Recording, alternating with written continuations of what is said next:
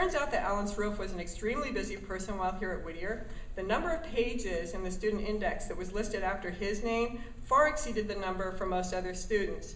So knowing that he was a psychology major and has remained in psychology and become a highly esteemed researcher and teacher in psychology, I decided to check out the psychology department in 1963. Okay. In those days, and this is who you were talking about last night with the rats, yes. In those days, it seems that the central themes of psychology was the analysis and control of human behavior, so I thought was interesting. They further stated that the academic program at Whittier College is designed to contribute to the liberal education of the serious student, and on further exploration, I was able to see that Alan Sroufe was indeed very liberally educated. Although his major was psychology, he was a member of the Honor Society in sociology, and he appeared in photos in the English department. I was going through and I just opened up to the English department. I thought, there's Alan. What is he doing there? Okay? And here we see he was one of the basic coaches for basic communications. You talked about that last night as well, which according to the English department, quote, provides a concrete foundation in the area of communications, semantics, and problem solving. The main goal is to offer courses in the organization of the mind which will continually help the students with their life today and tomorrow. Okay. Alan Sroufe was also Alan Sroufe was also an excellent citizen of the college. Here we see him with his roommate Ned Lazaro, who is also here. Where is Ned? There he is, yay, okay, and you're also circled there, Ned. Okay, so we see him here with his roommate Ned Lazaro. They were members of the Knights, which was the junior men's honorary service organization, and to help distinguish them, Acropolis said that you wore blue shirts with Knights emblems on them. And our belts up to our armpits, apparently. Yeah, belts up to your armpits. Okay. In his senior year, Alan Sroufe became a member of Omicron Delta Kappa, or ODK, which in those days was, quote, Whittier's highest honor offered to its male students. So only males in those days. But in addition to his exceptional academic achievements, it was also clear that Alan Sroufe had a less academic fun side. And in his email message to me, Ned Lazaro continued, also, Alan was an outstanding athlete. He wrestled in high school, and he quarterbacked the mighty Willie Penn Society football team to an intramural league championship, defeating the vaunted Orthogonian team in the championship game. He called all of the plays and threw all of the passes. We had come very close the 2 previous seasons, but finally in our senior year, we prevailed. We Penns of the 1963 class still talk about that victory, and Alan indeed talked about it last night. But he gave all the credit. He gave all the credit to you, Ned, for all the catches. But the next bit of information that Dr. Lazaro shared with me really demonstrated best the breadth of Alan Sroufe's experiences here at Whittier. He wrote, a couple of things that you might not know about Alan: he was a varsity cheerleader at Whittier College for 2 years. The second year, he was the head cheerleader. So we see him up there. I don't know how well you can see him leaping up above Susan Jones, head song leader. Alan has a great sense of humor, and he would come up with very witty and clever cheers, no go team go kinds of cheers under Alan's leadership. He may have been the most innovative cheerleader Whittier College ever had. You might ask him about some of his favorite cheers. So after his presentation, when he's got some time for some questions and answers, that's a good question to ask him, okay? It was also a treat to attend Whittier games because he never knew what he was going to have us yell. Okay, and then finally, notice the rock down there? Is there processing past the rock? Finally, my research revealed that Alan Sroufe was made a member of Who's Who in American colleges in his senior year. Only a handful of students from Whittier were chosen that year, and it seems appropriate that Alan was among them. So what does this tell us about Alan Sroufe? We know that he was an excellent student, an excellent citizen, a motivator in his cheerleading, but how does this relate to who he is today? Good question. I'll answer it for you. Attachment theory tells us that our early experiences help shape who we become because they have the potential, depending on the quality of the attachment, to provide us with the motivation and resources to go out and explore our world, knowing that we always have a secure base to run back to if necessary. We also know from attachment research with a strange situation that it's the reunion behaviors that best distinguish between types of attachment.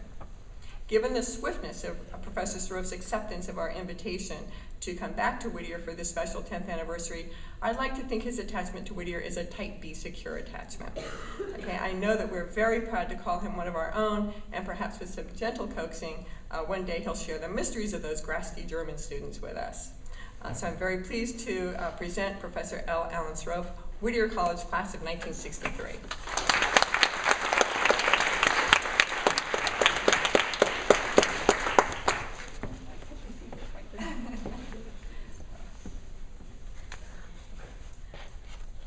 Unless you have some more you'd like to say. Later on. Unless you're with my students. Actually, you know, I'm from Minnesota now, and we're kind of shy there, so we don't, you know, it's hard for us to have all these nice things said about us. In fact, you know how you tell an extroverted person from Minnesota? Anybody? He looks at your shoes.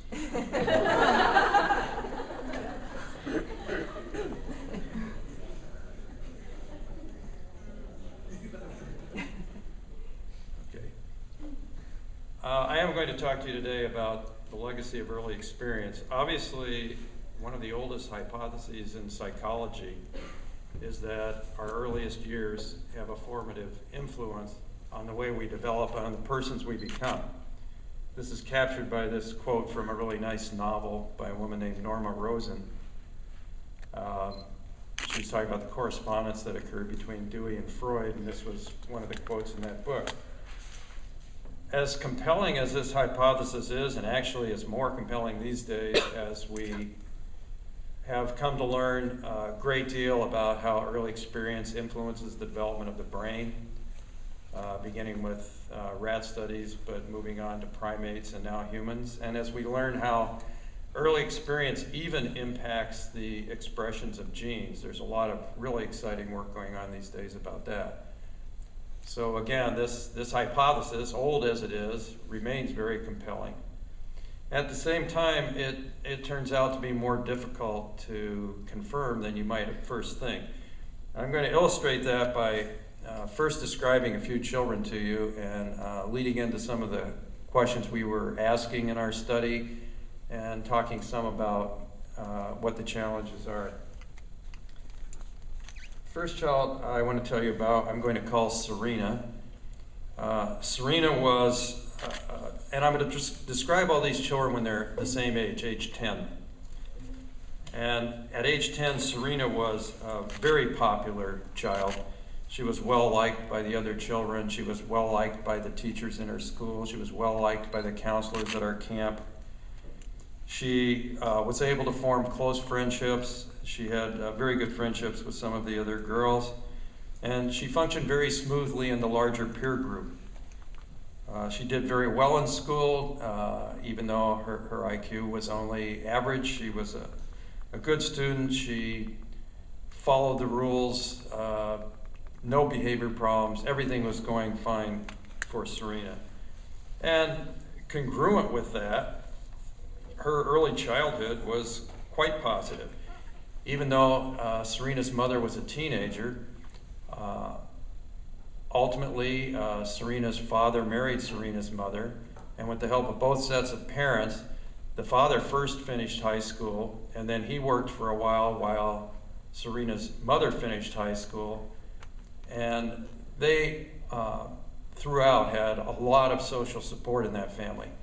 And our direct observations showed that both Serena's mother and father were very nurturing parents.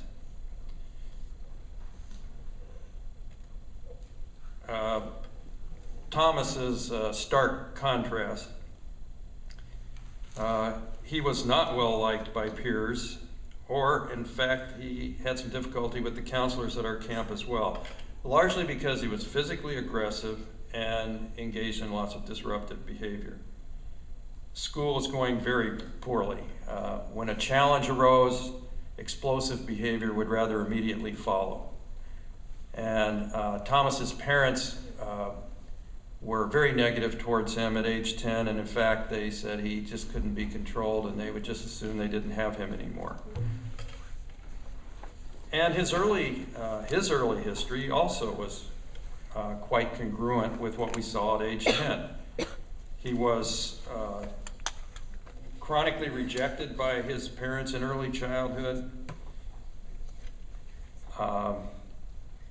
his mother had run away from home when she was a child and had little further contact with his family, so there was no social support from the extended family for Thomas. And when Thomas was born, I'll call his mother Veronica, Veronica's mother refused to have any further contact with her and told her she could expect no support. The father of Thomas disappeared and was not seen again. Then later, Veronica was living with a man who was abusive, and there was a lot of violence and chaos in the home. I could go on. Now, these differences are dramatic, but how do we know that the differences in their early lives, which we observed, were responsible for the differences in behavior that we see at age 10? Because there are lots of other possibilities that we would need to consider.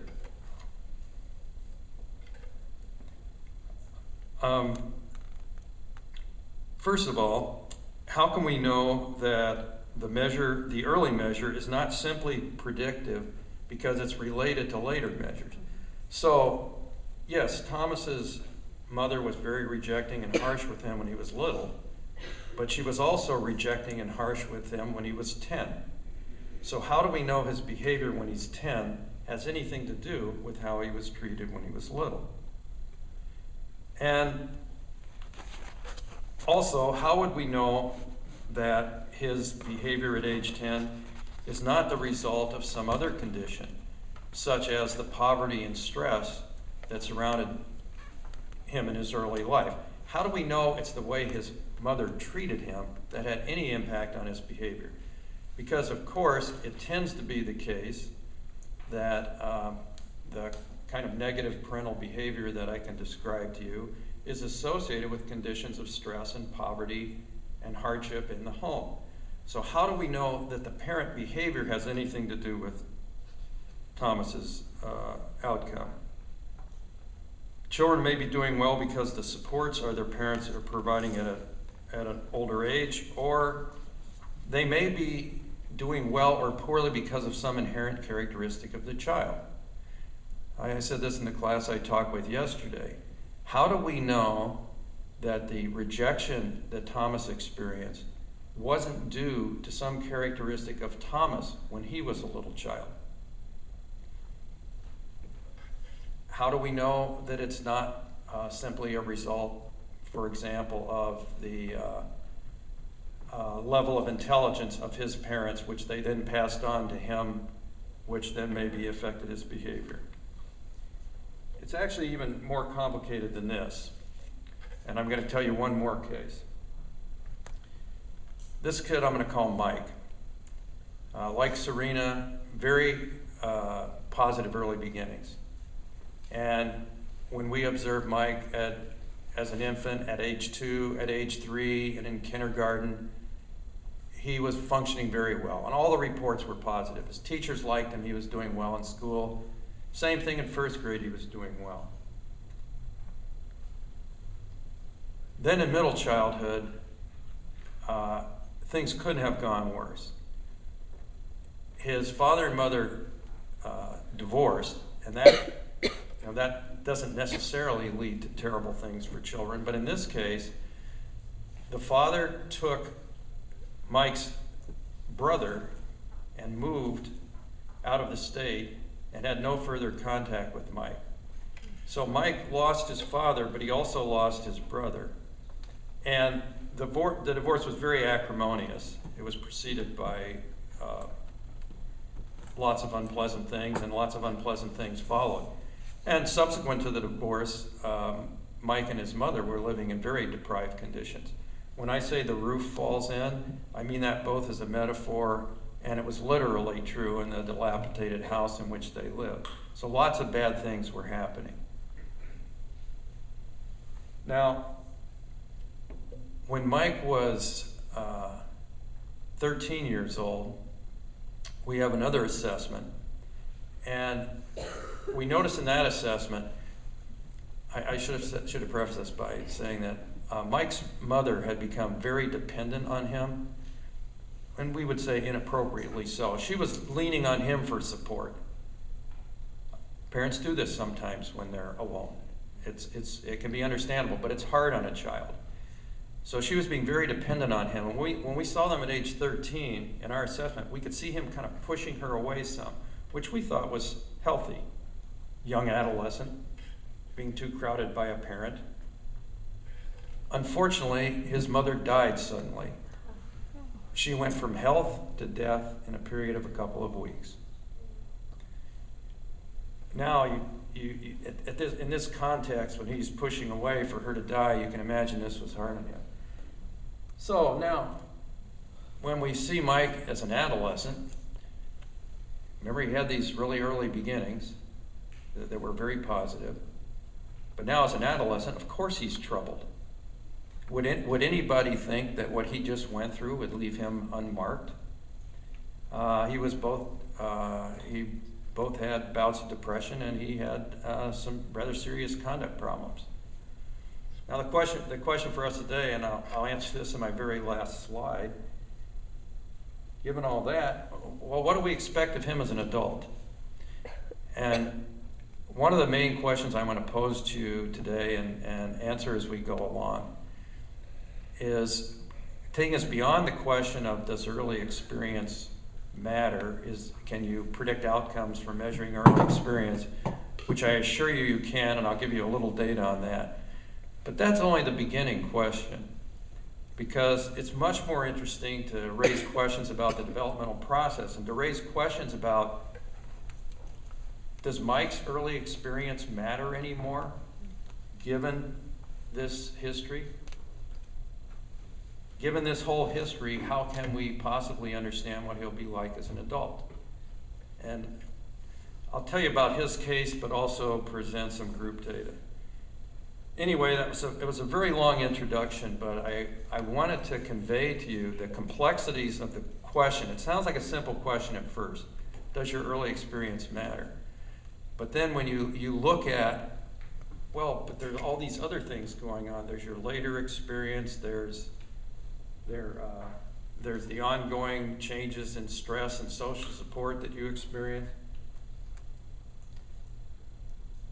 The way that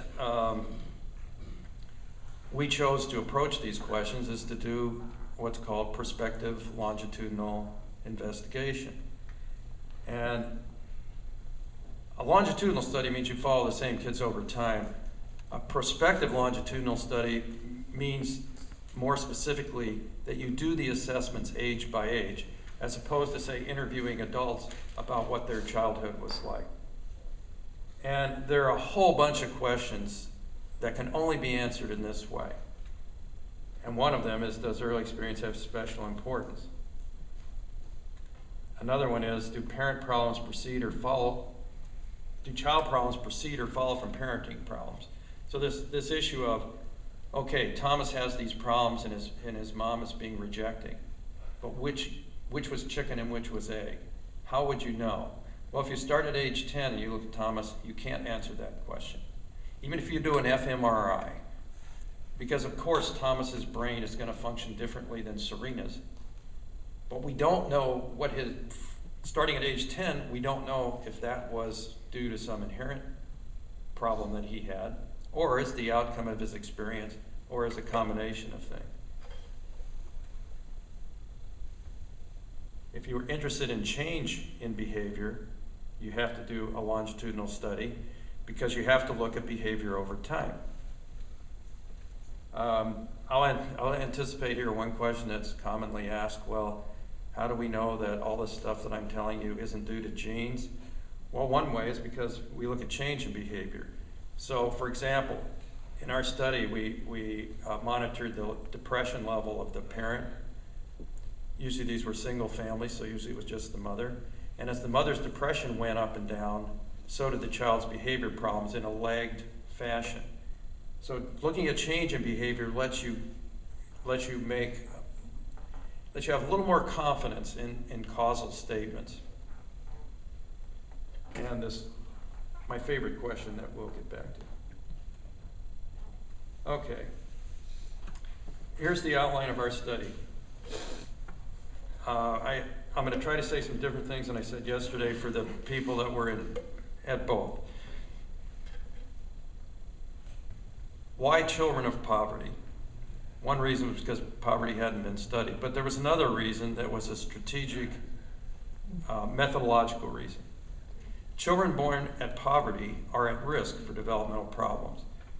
And in psychology, being at risk is a technical term that means there's an increment in the probability of difficulties.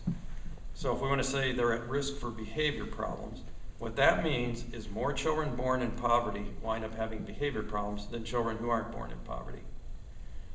And as a matter of fact, it turned out in our study that roughly half of the children that we studied developed behavior problems and half did not.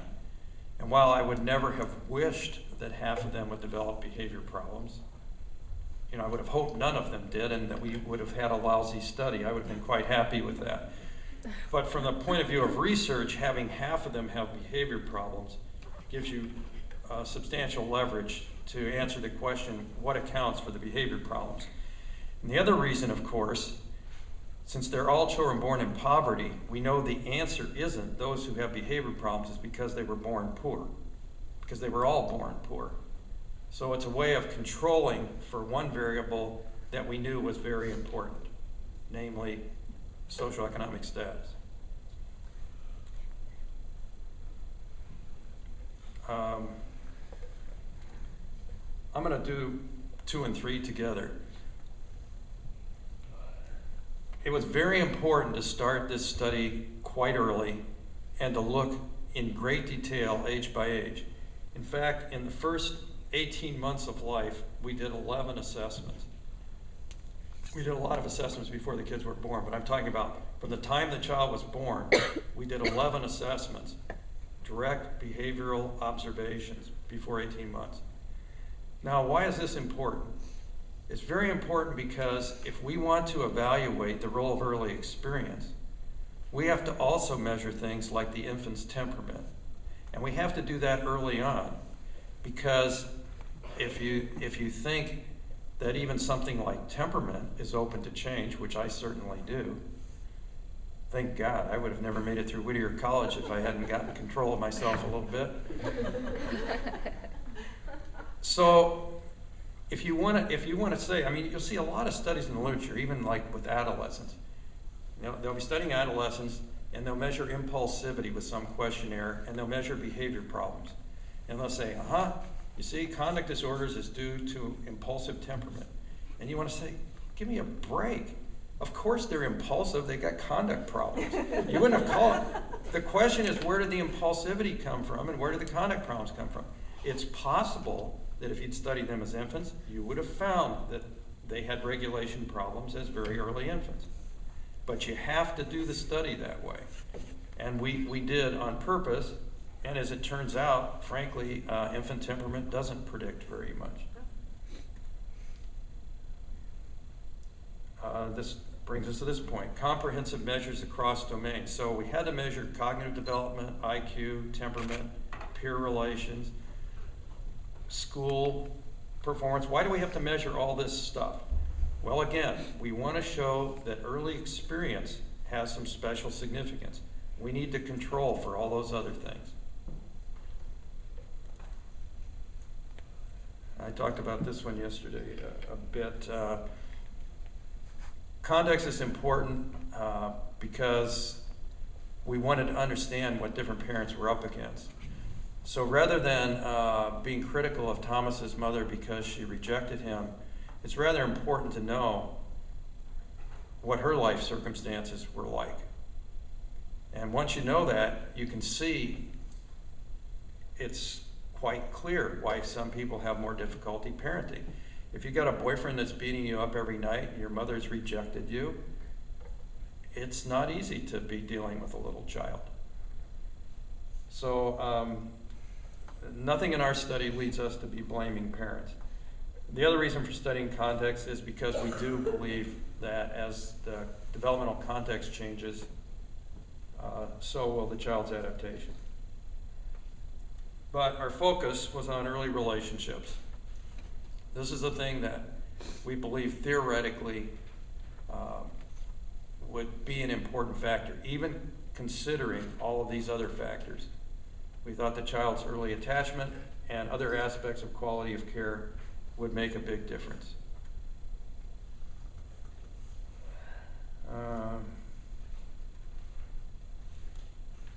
I want to put all three of these up at once so I can do this a little more quickly. The developmental model we have is borrowed from a man named John Bowlby, and it's called a pathways model because his view of how early experience would influence later development isn't like a model of scarring, where you had early malevolent experience, so permanently you're scarred, and that scar will be manifest throughout your life. Rather, he viewed it as your early experience initiates you on a pathway. And if your early experience was positive, it initiates you on a positive pathway. If your early experience was negative, it initiates you on a negative pathway. But this is a pathway, and pathways are open to change. If subsequent experience is more positive, it may bring you back to a more positive pathway. And in that way, he argued development is cumulative. You have to consider the entire history of the person, as well as their current circumstances. Since this was the developmental model we followed, that's what led us to assess context, as well as early care and later care. The proposition that early care is important, again, the way a developmentalist would talk about this, it's not the same thing as saying early care, well, it's certainly not the same thing as saying early care is the only thing that's important. It's not even the same as saying early care is more important than what happens later. Because from a developmental point of view, when development is all of your experience over time, it doesn't make any sense to say early experience is more important. Someone want to repeat the house analogy that I said yesterday? For those of you who weren't here, early experience is like the foundation of a house. Is that more important than the supporting beams or the roof? That doesn't make any sense. Because if the supporting beams and the roof aren't solid, the house isn't going to. On the other hand, does the foundation have special significance? It does. It lays the groundwork, literally. It sets the frame for what the house can be. With a limited foundation, you're not going to build a castle. On the other hand, it doesn't determine forever the outcome. So it's a complicated model, but it is possible to test it. There are implications from it, and I'm going to tell you some of those.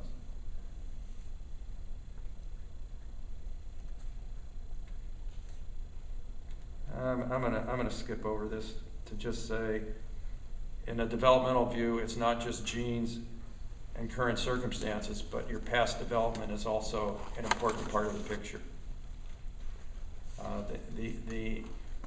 For several reasons, past development influences the expression of genes, and past development influences how you interpret current experiences. So a child who's been rejected takes an ambiguous reaction from another child as being hostile. We actually did a study in collaboration with some German colleagues where you show kids cartoons. It's like 3 frames of a cartoon, shows a child building a tower, shows another child walking by, and then shows the tower has fallen down. And you ask kids, say, what's going on here? Kids who have been rejected say, this kid walked by and kicked down that tower. Kids that haven't been rejected, kids that have experienced secure attachment histories say, this kid was building a tower, this other kid walked by and he must have accidentally knocked it down. That's the same experience. It's an analogy for how the same experience may be interpreted differently depending on your history. So history is an important variable in understanding behavior.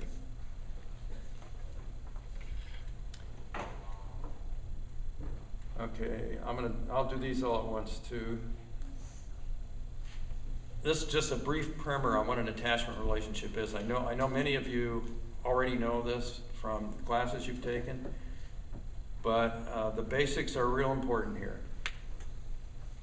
This is not a measure of the baby. It's a measure of a relationship. When I say some infants are secure in their attachment, I mean they're confident about their parents' responsiveness. It doesn't mean tightly attached. It's not a quality of the baby. It's a description of the relationship. The second point is important because you have to understand, because of our evolutionary history, you have no choice but to be attached. So all babies are attached if they're raised by somebody. Even someone like Thomas's mother, who was rejecting of him, Thomas was attached to her, of course. He's a human. He would be attached to his caregiver. He's just as attached to his mother as Serena is to hers, but his attachment will have a different quality. He won't be confident about his mother's responsiveness. And if anything, he's confident that she won't be responsive.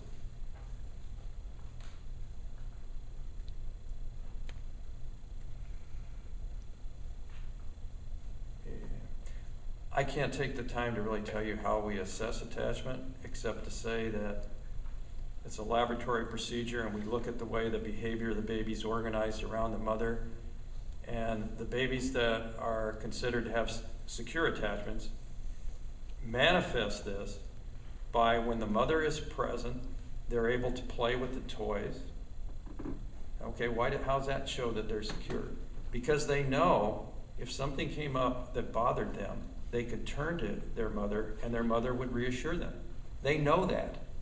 I got a great film of a little kid who is playing with the toys, picks up a toy, and just reaches back like this and hands it without even looking. Because it's in their heads now. They know. How do they know that? She's been doing it for 12 months. She's been being responsive, or he, if it's a father you're assessing. So it's that patterning of care. Then if the kid does get frightened by something, they do go to the parent. And they actively seek comforting. They're efficient in doing it. They get picked up, they hug in, they get comforted fast. We monitor their heart rates, the heart rate goes down. They're back, they're settled. They get down, they go back and play again. That's the way it's supposed to work. And with kids like Thomas and other kids that show different patterns, either they're clinging unremittingly to their mother, they're not confident if they turn their attention away, she'll be there for them. Or as Thomas would do, they fail to go to her when they get stressed because they expect they'd be turned away, and that's painful, so they don't do it. That would be, another several days of talk, but we'll go on. So this summarizes how you would see a secure attachment.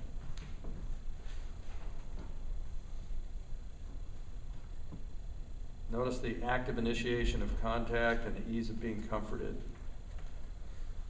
Then there's some kids, I didn't describe a child like this, but a number of the kids we study have what's called resistant attachment. They don't explore, they have difficulty separating from their mother, and more important, they have difficulty being settled. And they even mix. They want to be picked up and then they're pushing away. And then the mother starts putting them down and they squirm to get up again. And then they push away. They're fighting with her. They're unable to find it. It always reminded me of my dog when he's trying to find that perfect spot to sit down on the porch, and going around and around like he can't find it. They can't find the place that feels comfortable.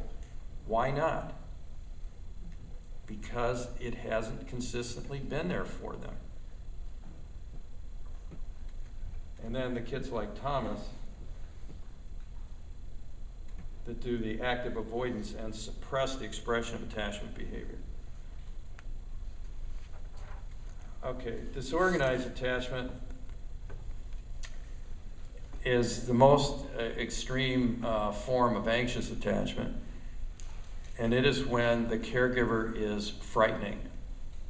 So this in samples where there's extreme physical abuse, a huge percentage of the babies are assessed as being disorganized in their attachment.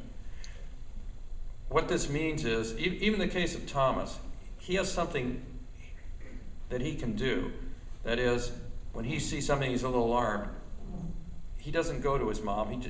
He stays there. He doesn't leave the room, but he doesn't go to her. So he can reference his behavior to her. But if your mother's literally frightening, you feel a strong impulse as a human, and actually most non-human primates, when you're frightened, you want to go to your caregiver. That's another part of our evolution that's strongly built in. We don't go run down a hole like a rabbit would. If you scare a rabbit, they'll run to a hole. You scare a human or a primate, they'll run to their caregiver. But what if the caregiver is frightening? If that's the source of fear? Because you're also motivated to flee from the source of fear. How do you flee from the caregiver and flee to the caregiver at the same time? So this puts the child in an irresolvable paradox and leads to very incoherent behavior. It's hard to describe because how do you describe lack of organization? It can be manifest in a lot of different ways. I'll give you a couple of examples. When mother, we do these brief separations in the lab and mother returns. A child might cry and run to the opposite side of the room. Crying says, I want to be with you. Running to the opposite side of the room says, I don't. Or the child might just go flat on the floor, down on his face with the arms and legs out, and just lie there. In other words, okay, I can't go, I can't flee, I'll do nothing. Or just go in circles. Or approach the mother backwards. We've seen all of these things. And in our sample, we had about 30% disorganized attachment. And like I say, in extreme abuse samples, they could have 80% or so. The reason I emphasize this is when I get to our outcome data, which I'm going to do shortly, you'll see that disorganized attachment has major implications for predicting psychopathology. Oh boy. I'm going to go through some of this. I'm going to count on you being able to read. This is the explanation of why would it matter if you have a secure early attachment.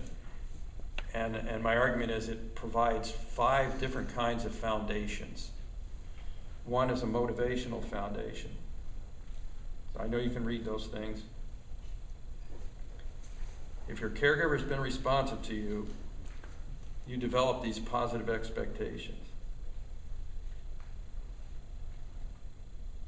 You also develop the belief that you can get what you need from other people. That's really important. So later on when you're in preschool and you're stressed, you turn to the teacher. You go to the teacher because you've learned, hey, adults will help. That's the thing to do. And I can communicate to that adult what I need and I'll get it from them.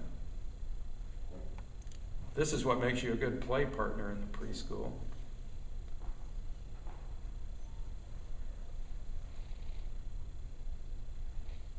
And this, in many ways, you could think of attachment as the dyadic regulation of emotion. Infants can't regulate their own emotions by themselves, but they can be well regulated with a responsive caregiver.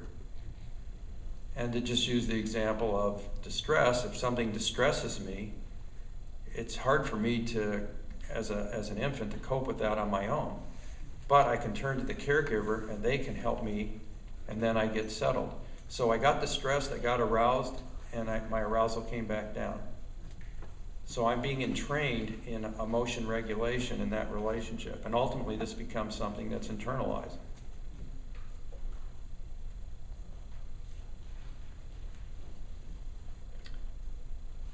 And this was a specific prediction from Bowlby that if you are treated empathically, you not only learn to receive care, you learn that this is the way relationships work. When one person is in need, the other responds.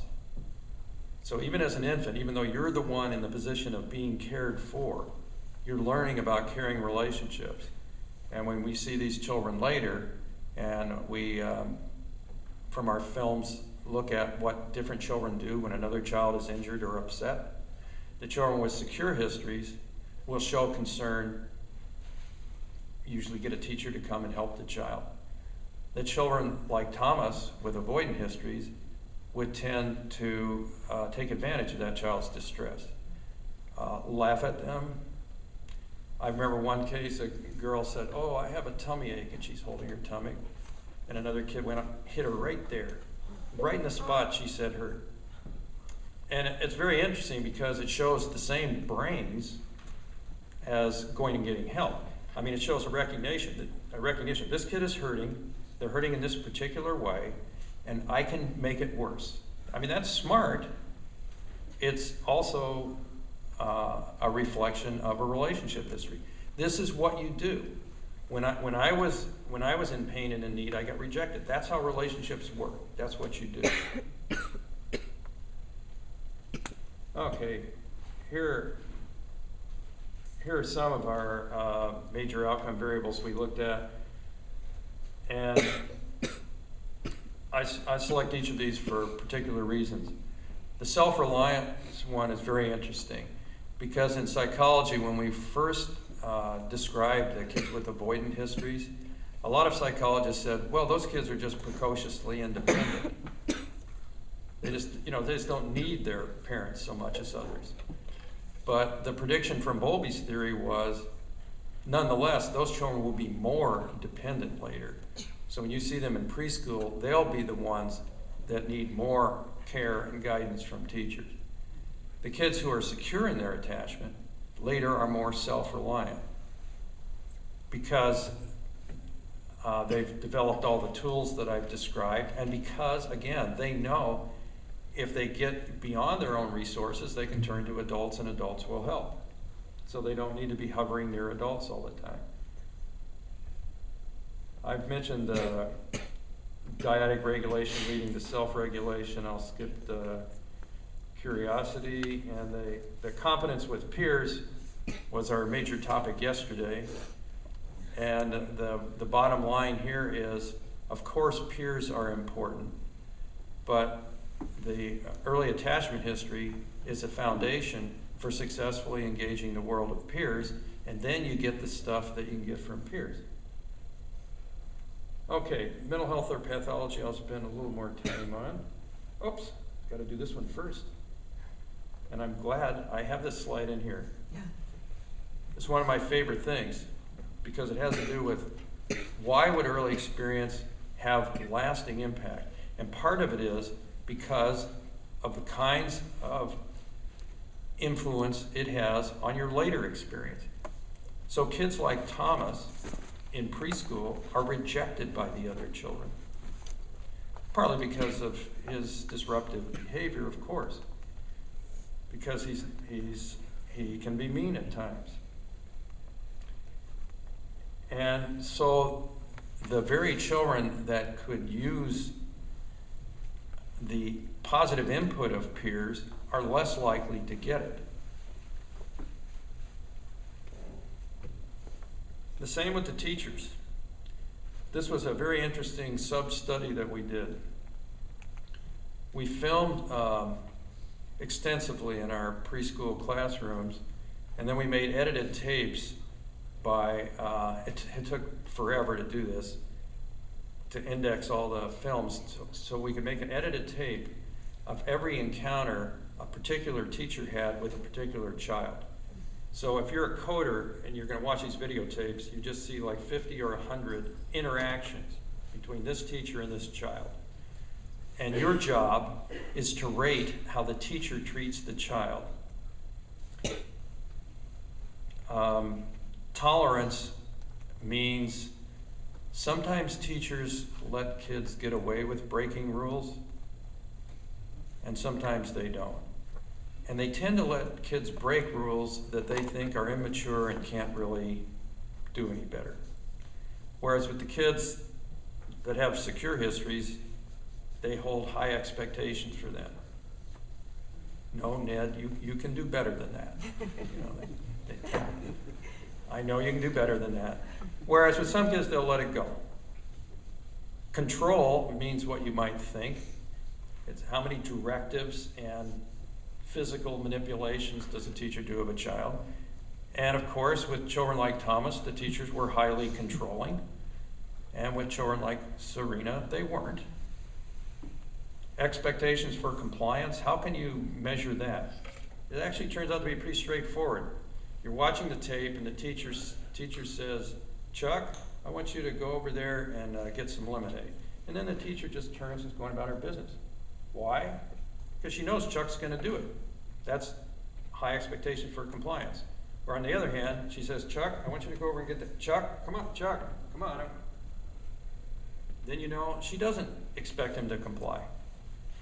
It was a fascinating variable, and it was very interesting to see. Of course, they didn't expect Thomas to comply, and they expected the Serenas to comply.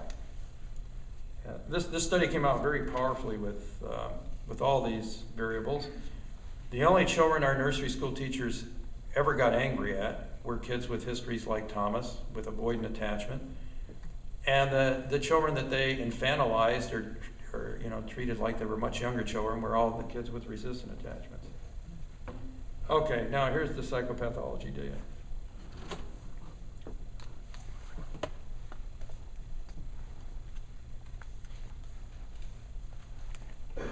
Resistant attachment, remember, are the kids that had difficulty being settled and they were hovering near their mothers all the time and were unable to explore. In a way, you could describe their relationship as infants as being a very anxious relationship. They were uncertain, profoundly uncertain about whether or not their mother would come through for them. And it's quite interesting that that forecasts later anxiety problems. Anxiety and depression are so comorbid that it's not surprising that it also predicts depression. I put on the interaction with infant temperament because it's one of the few places that we found temperament to be significant. And when we did find it to be significant, it was as an interactive variable. So this was from Brazelton neonatal exams.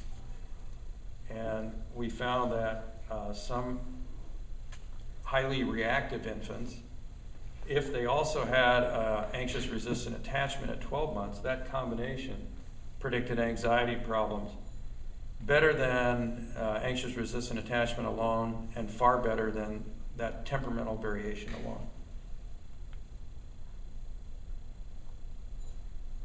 So the kids with avoidant histories have conduct problems. And the kids with disorganized attachment, what I mean by general pathology is we did psychiatric interviews, standard intake interviews that are done at clinics in order to make DSM categories. And general pathology refers to the number of symptoms irregardless of the category. And dissociation, I don't know if you all are familiar with what that means. I'll give you some example items from the dissociative experiences scale. I often find myself someplace and don't know how I got there. I don't want to say some others because they're true of me. So. But dissociation has to do with a segregation in your experience, a lack of awareness of hunks of your experience. And it's very interesting because the disorganized infant had no choice but to block off aspects of its early experience. That was the only way to cope with a frightening parent. And the fact that this is a prototype for later dissociation is quite interesting. Okay. This is going to be the last slide I'm going to talk about because I want to get to discussion. This study is very multifaceted and almost any aspect you want to ask about, like if you want to ask about daycare or whatever, yes, of course, we looked at daycare, and anything you want to ask. Foster care placement, special ed, anything. But I'm going to say my favorite things first. There's a great deal of interest in Minnesota in the problem of resilience. And in fact, one of my colleagues, Ann Masson, is very famous as a resilience researcher. We have a very particular take on resilience. Mostly, I would say that resilience is a name for a phenomenon. It's not an explanation. For example, some kids who are born in poverty develop well. And we could say, okay, they're resilient. Well, what do you mean resilient? Well, they develop well even though they were in poverty. Well, yes, but I just told you they develop well even though they're in poverty. Or some kids who have behavior problems at one age, at a later age don't. They're resilient, right? What do you mean by resilient? Well, they had behavior problems, now they don't. Well, yes, I just told you that. So how does telling me they're resilient explain anything to me? Or finally, some kids in the face of stress don't show behavior problems. Some kids in the face of stress do. So those kids who in the face of stress don't show behavior problems are resilient. Again, it's just a name for it. Now, that's not unuseful, because it calls our attention to this phenomenon, but it's not an explanation. And it has lent itself to an interpretation of some inherent differences in kids. You know, some kids just have the right stuff. I'm not comfortable with such explanations. I think it's first of all, it's not theoretically very deep to say some kids just are. And our work suggests that it's not an inherent characteristic of children. The kids in our study who were resistant to stress, for example, the kids who recovered from periods of behavior problems, were not distinguished by any measure of early temperament that we had. And for the most part, in a sample like ours, they're not distinguished by IQ. So our view is that resilience is a developmental outcome. And it's always, once you understand the developmental history of a child and the current circumstance, you understand those two things, resilience essentially disappears. So, that brings me to the last bullet point here. We did some examples where we set up groups of children. And I'll just define one example of this. We established one group of children who showed consistent behavior problems from age 2.5 to age 5.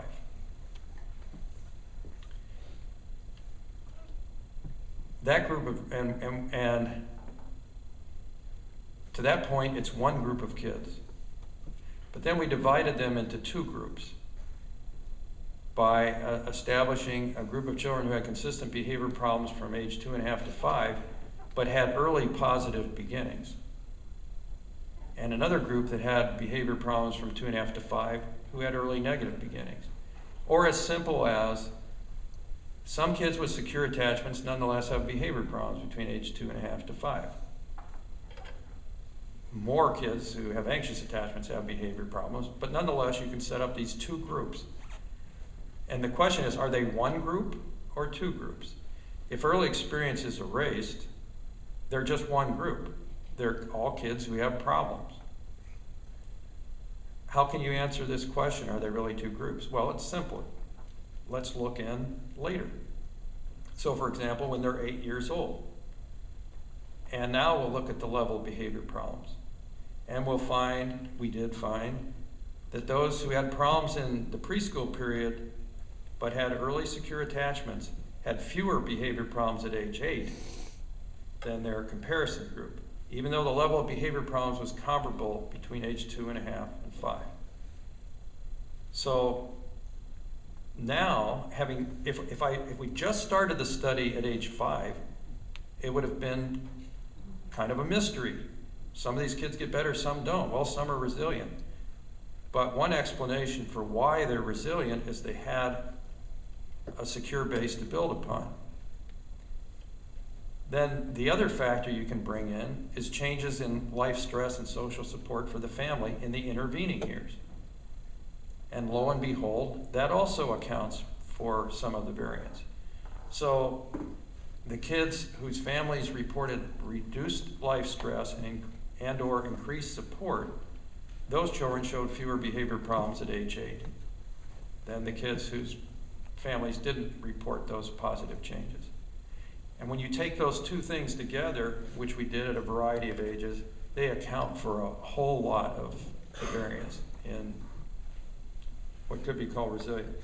So there are two parts about that. One is explaining that resilience is not some magical quality of kids. It's an understandable developmental phenomenon. And two is that early experience actually isn't erased following developmental change. And we've become increasingly interested in that as our participants are now 35 years old, because we're able to look at adult relationships, we're able to look at how they're parenting their children, and a lot of other adult outcomes. I think I gave this example to some just in discussion yesterday, but one real good example is depression. Depression is often cyclical, or episodic is a better term for it, meaning that people who struggle with depression are more or less depressed at different times. And you can find people who are depressed in adolescence who are not depressed in early adulthood. In our sample, we found people like that. Even though depression in adolescence on the whole predicts having problems with depression in adulthood too, but there's change. Now, what accounts for that? One thing that accounts for that is what happened in the years between adolescence and adulthood. And the most significant thing we found is those people who formed a stable, supportive partnership in the intervening years more likely remitted their depression. Now, the most interesting part of the study to me is that the people who found that supportive partner relationship and remitted depression more likely had secure attachment in infancy. So in other words, the opportunity for change that presented itself is important, but so is the capacity to take advantage of that opportunity. And that's where the early history also remains important. So Mike is an adult, is a loving partner, a devoted, responsible dad, responsive, I should have said, but he's also responsible. So his early experience wasn't lost, but you know what? Neither was the hardship he faced. He's still very reserved, and in fact, in interviews with his wife, she described him as having great difficulty opening up and sharing his feelings with her. Of course, that's like 85% of the people of my gender. But she went on to say, but you know, he's really working on it. I mean, he's an amazing story. The whole story is amazing. And I know you can't conclude anything from individual case studies. I say it just to illustrate. Our group data supports the same thing, that if he hadn't had that early positive beginning, and he had that stuff happen to him in middle childhood, it would be less likely that he could have become the adult he is. That's all. It's all probabilistic. I'll stop there. I think I already told my joke, which I was going to have come up here on the slide, so I'll stop and hear your questions.